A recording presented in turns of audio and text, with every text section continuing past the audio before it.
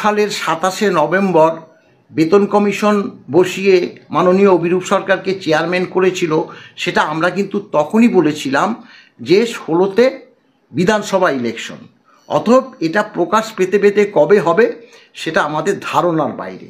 এবং সেটাই দেখলাম যে প্রায় 4.5 বছর পরে সেপ্টেম্বর মাসে 19-এ তিনি বেতন কমিশনের রিপোর্ট নাকি জমা দিয়েছে, কারণ মুখ্যমন্ত্রী বলেছে জমা দিয়েছে, কিন্তু আমরা তার সেই কপি পাইনি। এবং 20 সালে 1/1/20 থেকে নয়া বেতনটা শুরু হলো উইদাউট মানে ডিএতে। সেটা নিয়ে আমরা মারাত্মক সোচ্চার হয়েছি যে ডিএ ছাড়া বেতন কমিশন। কিন্তু এই যে একটি সংগঠন আরটিআই করেছে, আরটিআইতেও রিপোর্ট দিচ্ছিল না, তারপরে আদালতে যেতে হয়েছে, আদালত বাধ্য করেছে সরকারকে ওটা প্রকাশ করতে, এবং দেখা গেল যে 1 জুলাইয়ের মধ্যে প্রকাশ করার কথা বলেছে, অথচ 25শে জুনই সেটা প্রকাশ করে দিয়েছে। এখন আমাদের প্রশ্ন হচ্ছে, ওটা যখন প্রকাশ পেয়েছে আমরা অবাক হয়ে গেলাম। কেন অবাক হয়ে গেলাম? মাননীয় অভিরূপ সরকার কেন্দ্রীয় সরকারের অধীনে চাকরি করে, ইন্ডিয়ান স্ট্যাটিস্টিক্যাল ইনস্টিটিউটে তিনি নাকি প্রফেসর ছিলেন। সেখানে এই যে সম্পূর্ণভাবে all India consumer price index অনুসারে বেতন পেতেন, সব ধরনের ভাতা পেতেন, যার মধ্যে এই মহার্ঘ ভাতাও ছিলেন। এখন তিনি অবসর নিয়েছেন, এই অবসরের বেসিকের উপর এখনও তিনি all India consumer price index অনুসারে ডিএটা পাচ্ছেন। ডিএ নাম নেই, ডিয়ারনেস স্লিপ আছে।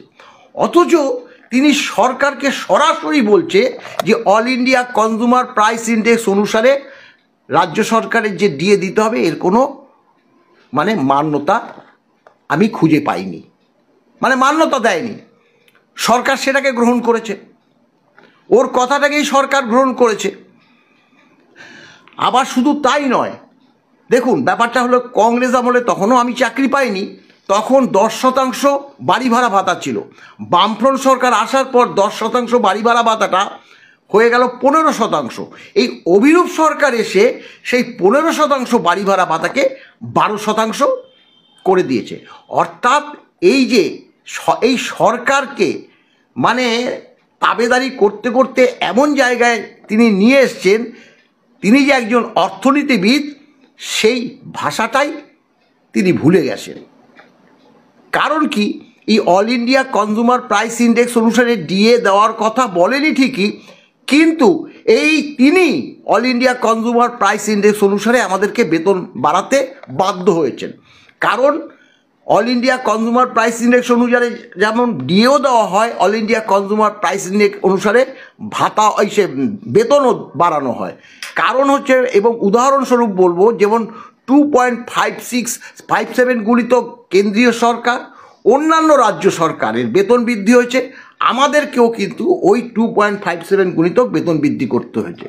অর্থাৎ অভিরূপবাবু যে কেন এটা করলো, কারণ মানে ভাবতে অবাক লাগে এই কারণে যে বিগত যত কটা বেতন কমিশন হয়েছে সবাই কিন্তু সুপারিশ করেছে যে প্রতিটি রাজ্য সরকার, এমনকি কেন্দ্রীয় সরকার all India consumer price index অনুসারে ডিএ দিয়ে থাকেন। আমরাও সুপারিশ করছি সরকারের কাছে যে এই রাজ্যের সরকারি কর্মচারীদেরও বছরে 2 কিস্তি ডিএ দেওয়া হোক। সুপারিশ তারা করেছে, সরকার মানেনি আলাদা ব্যাপার। সরকার কবে মানল? এটা 5ম বেতন কমিশনেরটা মানল। সেখানে একই বার্তা ছিল যে আমরা সুপারিশ করছি all India consumer price index অনুসারে বছরে 2 কিস্তি দিয়ে দিক, এবং 1 জুলাই 2008 থেকে ডিএটা দেওয়া হোক all India consumer price index. এবং সেটা রাজ্য সরকার দিল। একটা সময় সুপারিশ মেনে নিয়ে রোপাতে লেখার পরেও যখন তারা বন্ধ করে দিল, all India consumer price index অনুসারে ডিএটা বন্ধ করে দিল, ইচ্ছে অনুসারে দিতে আরম্ভ করলো, তখনই আমরা কেসটা করেছি এবং সেই নথিপত্র আমরা দেখিয়েছি, পে কমিশনের রিপোর্ট দেখিয়েছি, রোপা দেখিয়েছি, বিভিন্ন রাজ্যে সব যে all India consumer price index অনুসারে দিয়ে দেওয়া হয় তা দেখিয়েছি। এমনকি এই যে পে কমিশনের রিপোর্টে যে পরিষ্কার বলেছে সেই বার্তাও দিয়েছি, যার জন্য আজকে আমরা ডিএ মামলায় জয়লাভ করেছি।